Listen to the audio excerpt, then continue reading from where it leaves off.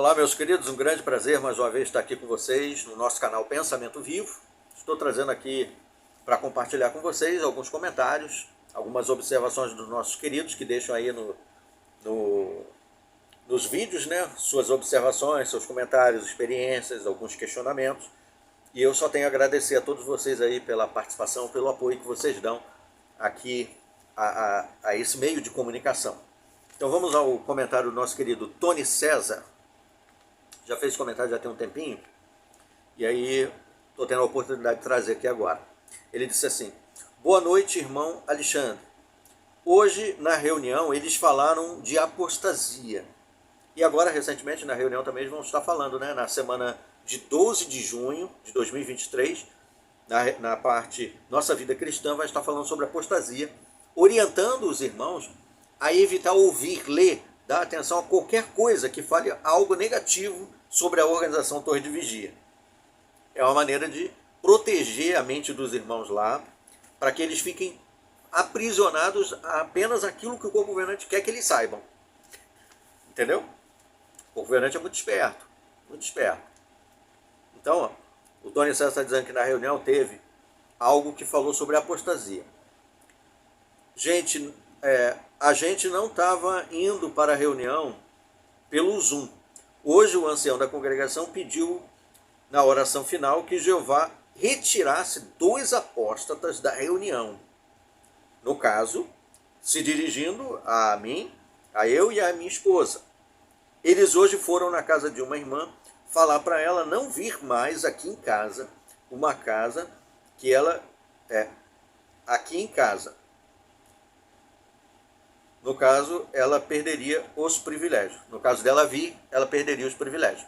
Então, o Tony César está dizendo que, além de na reunião, o irmão pedir que Jeová tirasse 2 apóstatas de dentro da congregação da reunião, que ele entendeu que estava se referindo a ele e a esposa, ainda foi orientado lá, os anciãos foram orientar uma irmã que tinha o hábito de ir na casa deles, para que ela não fosse mais na casa deles. Caso fosse, ou persistisse em ir, perderia os privilégios.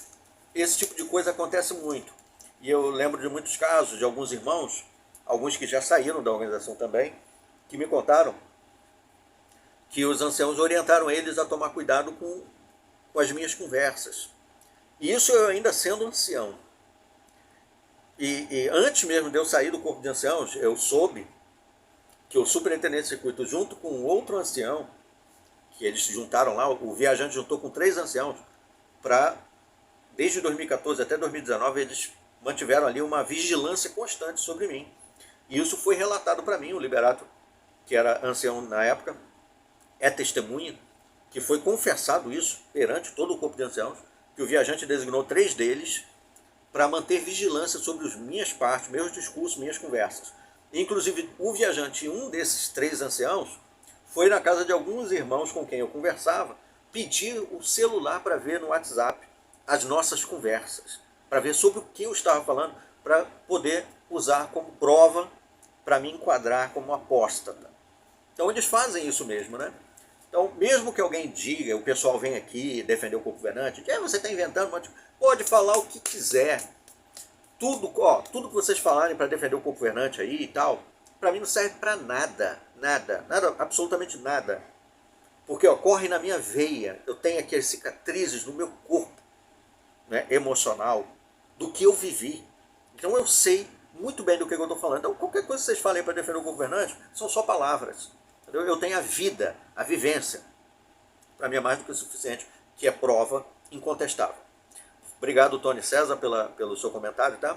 Vamos aqui a Manuela, que disse assim, ó: ainda estou na torre há 30 anos, mas logo quando me batizei, falei a um ancião que estava incomodado porque sentia que eu estava afastada de Jesus e não sentia mais o amor que eu tinha antes por ele. O ancião me disse que isso era normal, porque agora eu havia conhecido e amava a Jeová, e Jeová e Jesus estavam muito felizes comigo. Agora há pouco tempo fiz esse mesmo comentário a uma irmã na fé de minha confiança, pois nos conhecemos mesmo antes de sermos TJs. Essa irmã se afastou de mim, como se eu tivesse uma doença contagiosa. Então eu fiz uma oração pedindo perdão a Jeová e a Jesus por não dar ao filho o amor e a honra que eu sei que ele merece. Sinto que depois disso, meus olhos estão se abrindo e eu pareço que estou saindo do transe. Gosto muito de escutar o seu ensino e estou maratonando os seus vídeos. Muito obrigado. Obrigado, irmã Manuela. É muito interessante, né? Quando nós estamos na organização, pelo menos senti isso também. Nos últimos 10 anos que eu estive na organização, que eu estive aberto, eu percebi o quanto Jesus era negligenciado na organização. Porque nós achamos, né? A gente tem que dar muita ênfase a Jeová, e quando nós começamos a dar muita atenção a Jesus, nós sentimos um peso na consciência. Porque isso é implantado pelo corpo governante. E o próprio corpo governante admitiu que, em certa época, eles tiveram que fazer uma correção. Eles estavam errando porque estavam dando muita ênfase ao nome de Jesus. Lembra disso? Acho que no livro O Reino de Deus Já Governa, tem uma parte que eles falam isso, que eles fizeram ajustes.